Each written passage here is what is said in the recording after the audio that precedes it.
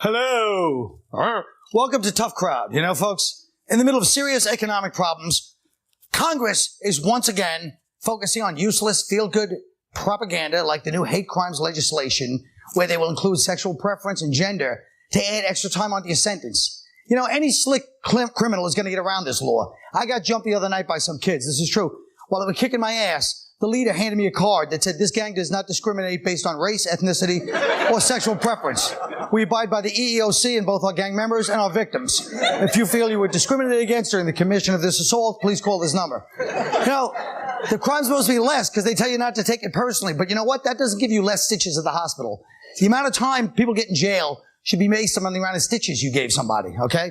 Every 5 stitches, another 2 years. How is this not a thought crime?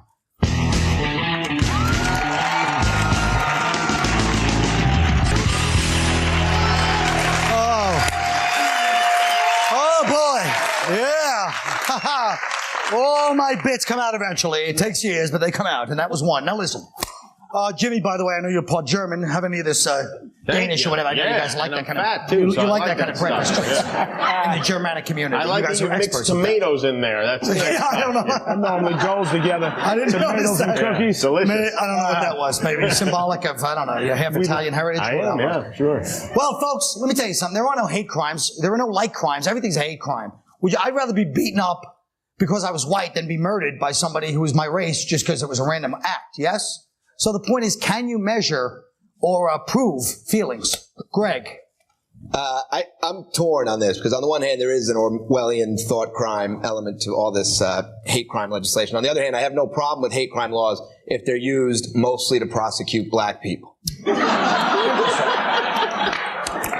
Todd, I get the feeling you'd like to respond to that. Yeah, that's why we always whooping white people's ass. That right there. You know, I mean, I really want to whoop Greg's ass right now. I believe it. Yeah, I do. I mean, that is the case with these laws. There's like misperceptions of what the hate crime laws are. But yeah, they're neutral, and that's why I was sort of kidding about the prosecuting mostly black people. Back down till now. But the point is that they apply equally. So it doesn't create protected classes. It says if you choose your victim based on their sexual orientation or their race, that you get extra penalties. So it applies across the board. You know what, Todd? Go ahead. So you can potentially be charged for 2 crimes. If you mug someone, they could call it a hate crime. And really, actually, to avoid that, what you should do probably is announce what your intentions are before you mug someone and say, "I'm not mugging you because of your color or your gender or your sexual orientation." You get mugged because you're in the wrong damn place at the wrong time. 2 things. One, did you just steal my monologue? What were you doing? You stole my monologue. You weren't paying attention, Colin. You were not paying attention to me. That's exactly almost to the word what I said in my monologue. Nobody gets a crime. You're kidding me. Sounded just as good the second time. It sounds better when you say it. I can't hear you. No, I couldn't hear you. Why not? Because you're Irish and everything sounds like you're speaking another language. You hear it. It's all Todd, let me tell you something else. Before you start Greg, I can't believe you're going to let him get away with that. Right, you certainly weren't backing down when it was Dennis Leary. Now tell this son of a bitch. I'm just kidding. I don't want to start a fight. Listen, guys, here's the bottom line. I guess I should say something after that. But what about a crime like rape? Rape is always a hate crime, so why would that be different? Whoa, rape is not a hate crime. Rape is a crime of violence. You don't hate somebody you raping. It is you don't hate somebody you're violent with? No, I mean you're not hating them. It's violence. You're just hating not having sex. Yeah. You can't listen. A crime like rape, assault, any of those things. Those are crimes based on if you do them, you go to jail. There's no extra time because you go. I rape you because you white. Or I rape you because you're Puerto Rican. Rape is a crime. Is a violence. Is a hate but it's crime a good against old-fashioned women. crime, though. And it's not always against women, right? In prison, they do it to men. Yeah. And they look right at the black guy like, yeah, you would know, wouldn't you? Well, all right, in prison, it's the white guys that get raped in prison. Let's face the facts. The white guys, despite every movie. Well, then take some Tae classes before you commit crime. Now listen to me. Last year, a man in Idaho was sentenced to 7 days for shouting the N-word at a black man who was accosting his wife. Now, nigger is an ugly word, but let's face it. In the past 10 years, black culture has used it so widely and openly, and the whites that support that culture, want to sing and use the songs. It's a little unnatural for like kids to go. It all started with NWA. They'd have to go to the record store and point out the albums. I want that one. Who's that? You know, the one with Eazy-E, the Straight Outta Compton. And they can never say the name of the album. Don't you think that it's a little strange to have a word? If that's an ugly word, you shouldn't be used, fine. But isn't it a little weird that 10% can use the word and 90% can't, even though it's all over everybody's lyrics and every other show? You know what I mean? No. Don't you think that's strange? Because they're black. No, this They is get to use the word, right? No, this is the actual problem, right? It's like y'all mad because you made the word up and you can't use it no more. You abused your privileges when you were using it. That's simple. You abused your nigger privileges. To me, You have no more nigger privileges. To me, first of all, that law in Idaho that you're talking about is unconstitutional. You can't. You can't be disallowed to use certain words. That's just the way it is. But besides that, the most shocking thing about that case was that there are black people in Idaho. Yeah, that's a good point. This is what it actually is. Why black people do not want you to use the word nigger. One is because we mad at y'all from the stuff y'all did in the past. So we figure like, wait a minute, yeah, we mad at you for the stuff. There are some guys. Let me say this: there are some guys out here that are niggas, but we don't, as black people, don't indiscriminately walk up to every black person and go, "Hey, nigger." I can't walk up to an old black guy and go, "My nigger," without him shooting me, stabbing me, or something. But wait a minute. No, you don't walk up there. You don't walk up to every white guy and go, "What's up, cracker? Hey, Wop, what's going on, Mick?" Of course not, but don't act like it's not a conflict. Take it easy with the racial term. I'm half Italian. And he's half German. That's why it's tomatoes and German Irish. But you know something? Oh, look, we got to get the hell out of here, you guys. But don't worry, Act 2's coming up, and it's going to be quite interesting. Friends don't leave friends alone with these people. So you better stay on this.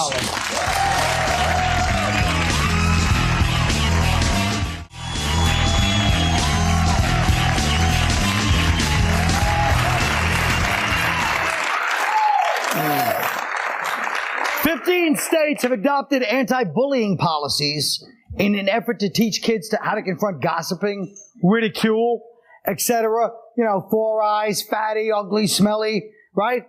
Now, what is the downside of this? First of all, less ass in the world. They're teaching kids to open up to the bullies and try and let them know how it feels. Of course, it's not the schoolyard pushdowns anymore. It's, you know, sexual assaults by 12-year-olds and like stabbings in the stairwell. You know, kids like, you know, when you emptied your clip into my science class, I felt unsafe. So, the question is this bad or good? Isn't school supposed to be where we learn how to take a little abuse, Jimmy? I think it is, yeah. I mean, when I was in junior high school, there was a kid named Darren, and what he would do, he's one of those kids.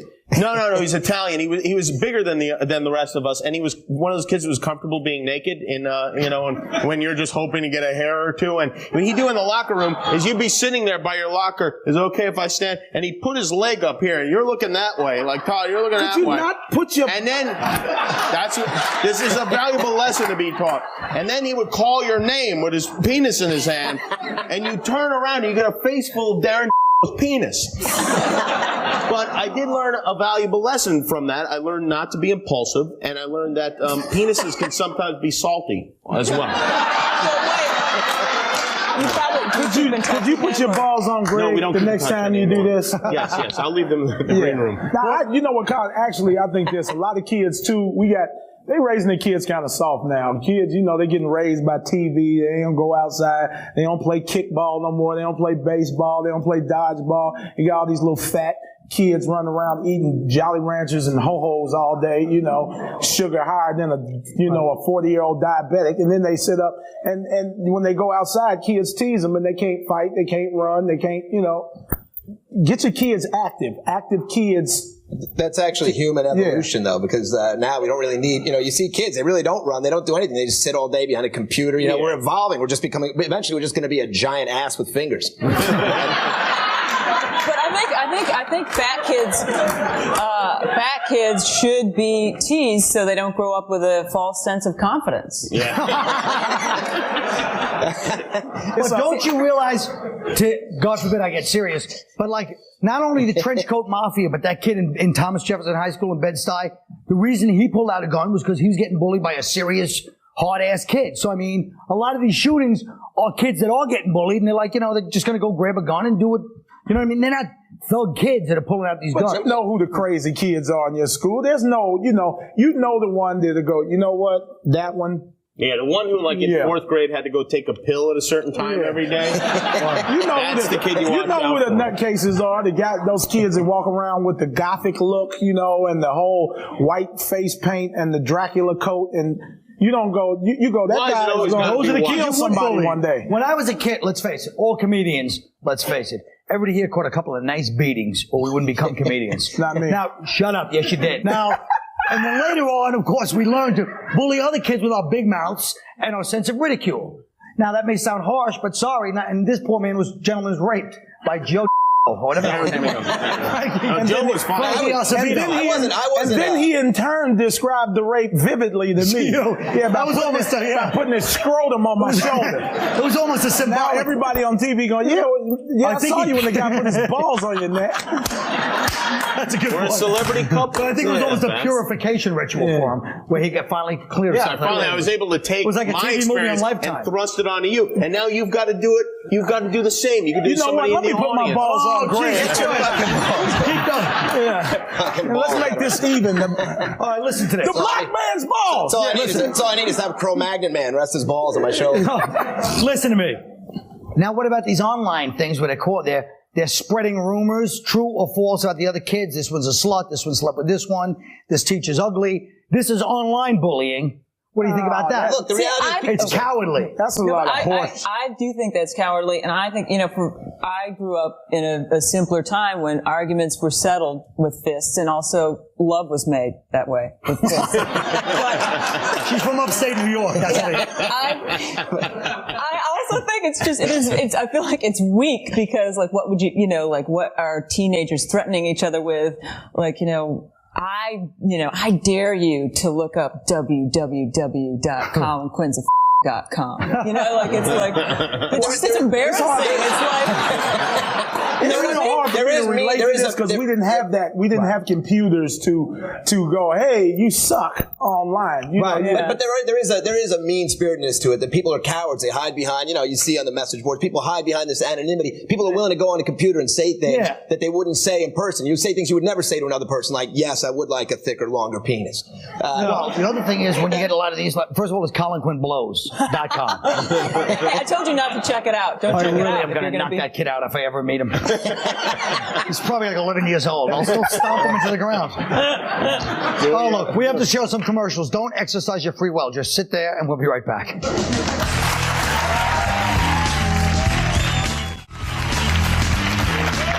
Folks, Colin Powell, as I call him, spent the weekend in Israel trying to figure out how to open the roadmap to peace without it blowing out the car window. He had brunch with the prime ministers of Palestine and Israel, and CNN is reporting that when the bill came, Shawn did the fake reach for the wallet. Now look, the press is always going to the Arab street to find out what's going on. They always go to the Arab street in the Arab countries. What about the Arabs here? The Arab street here, they're the ones that have to deal with this stuff. So we thought we'd go out and ask some Middle Easterners in this country if they had anything on their minds. Take it to the streets, I always say. So let's check out our first question in my new advice column. Colin, as an Arab in America, sometimes people look at me like suspiciously. So what should I do to stop this? You get a sweatsuit, some chains, an Escalade, and just people look at you and go, relax, he's not a terrorist, he's just a drug dealer. Next. If somebody yell in the street about Arabic people, about Osama bin Laden, what can I do? So when somebody yells about Arabic people, or calls you Osama bin Laden, you know what you do? When they say that, you just go, chinga tu madre, then they think you're Puerto Rican. Then, if they say kill Puerto Ricans, you go Zorba, they think you're a Greek. Then if they say kill Greeks, you go kill Greeks. I knew you were a Trojan, you scumbag. Next. Next, please. Why many comedians make a joke about the Arab people? The comedians make jokes about Arab people. It means you're accepted as part of the country. It's when they don't joke about you. When they don't joke about you, you gotta worry. Okay? Nobody ever made Indian jokes in the 1870s. Look what happened to them. Next. Colin, it's hard to meet women. So how can I tell them that I'm a nice guy, not a terrorist? Your first mistake is thinking women want a nice guy. They want a bad boy. They want a bad boy. They don't necessarily want a terrorist, but it's like a mafia. They don't like the mafia guy, but they want you to be connected. So, like, you bring your girl over to your house, throw out the old playing cards with all the people, and just go, oh, 2 o'clock, my cousin's crazy. You never learn. Something like that. Next. Where are you going to bomb next so I can tell my cousins? That's a fair question, and I'd like to ask you the same one. You tell and I'll tell. Next. Colin, why everybody here love Israel? Or maybe everybody support Israel? Can you give me an answer? He says, why does everybody here love Israel? Why do you support Israel? Well, it doesn't matter. The point is, it's like you guys with the Palestinians. You're in a relationship for so long that now if you leave when things are going tough, you look bad. You know what I'm saying? Next. Colin, how can I hook up with a girl when they think Islam is oppressive to women? How do you hook up with a girl when they think Islam is oppressive to women? Here's what you do. You get the Quran, you bring her over, you start reading it, and then you show her segments that you put in there, like an E. Cummings poem or Jeff Buckley lyrics. Maybe John Mayer, I mean, Body is Wonderland. They're going to think that's from the old days because nobody had the balls to write that after 1950, but apparently. Or you could go for like the political girls that want to like be bad and piss off dad. They want to get involved with somebody from the Middle East, You tell them some sob story about how corporations, when you were a kid, you knew it because Dick Cheney pulled up to your village in a Delta 88 Lincoln, and he slapped the village elders around. Next thing you know, you had the only mosque in the village with a Cinnabon on the side. I don't know. You had a Chili's in there, the Baby Macs. This is what I'm talking about. Now, see, folks, that's how it's done. You take a problem, you air it out. And remember something. It takes an entire village or a settlement or an occupied territory to raise a child. You know what I mean. We'll be right back.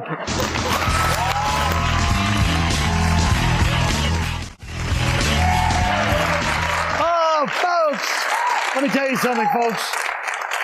Racial slurs are taboo, and we are in desperate need of new ones. And who better to create them than tonight's panel of social engineers? So come up with a new derogatory term that describes any group of people. Jimmy? Well, first of all, I want to say I'm so glad you're finally tackling race on this program. My group is midgets. The hardest time I have with midgets, they don't seem to like anything you call them. They really aren't happy with anything. And when they complain, they have high, squeaky voices that give you a headache. I've given this a lot of thought. I'm sensitive to the fact that they want to be called what they want to be called. So I made a huge list, and I narrowed it down to 3 names. They can be called humanettes, halfies, and or people McNuggets. You make the choice, guys. Okay, Laura Kightlinger. Do you want to sit on my lap? No, I want you to have the home because all right. Joke. Okay, first of all, I resent being forced to come up with a sniglet. Ow. Yeah. But here goes. Titwit. It's the tit-shaped candy in a bright pink box. No, titwits are those guys that don't make eye contact while they're talking to you because they're too busy staring at your boobs. And when you catch them, they ask, what did your shirt say? It says, I know you're staring at my chest, jackass. Thanks. It's made it a fun day. It was great. Okay, Todd Lynn. Yeah, I personally like the slurs we have right now. Why make up something that means the same thing as nigger or redneck or wild? I like to know when I'm insulted. Heel nigger, black cracker, chink billy, none of these have the same effect as the good old slurs. I feel like if you want to call somebody a racial slur, do it. Just remember there's going to be either unemployment or a big ass whooping, depending on who you say it to. All right. I like those 3, though. Pink, chink billy. Greg Giraldo. I sat next to a guy in the subway yesterday who smelled like a decomposing flounder. I'd like to call him and people like him bassholes. Also, there seems to have been a wave of Asian guys acting like real pricks recently. From that psycho in North Korea to health officials in China to the kids who killed that bouncer here in New York. We should call these guys wok suckers. As in, hey, I got no problem with Asian people. I just don't like wok suckers. Listen, most Asians are all right. Like Mr. Miyagi, he's cool. But Ho Chi Minh, he was a real wok sucker. Okay. There you go. I guess we could have stopped early. Now we'll go to me and then her later. All right. Mine would be For whites, you call them men without hops. Wait, Colin, let me try that. Okay, ready? All right. For whites, let's just call them men without hops. Blacks.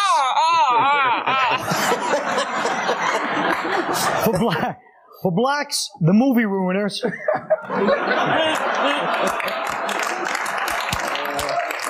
Latinos, Generation Mex. And the Asians, the tech supporters. Wow. You know what, folks?